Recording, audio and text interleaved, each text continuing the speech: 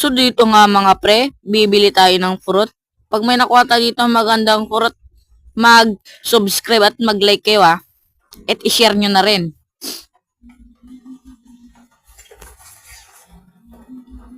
Papunta pala tayo dito ng cafe.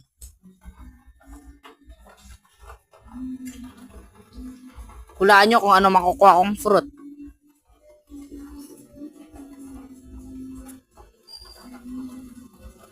Tulungan nyo pala ako makakuha ng 50 subscriber.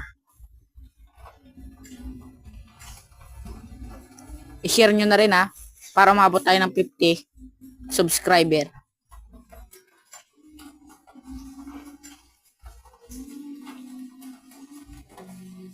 Dito guys, nagsabi ako ng please fruit para bigyan tayo ng maganda.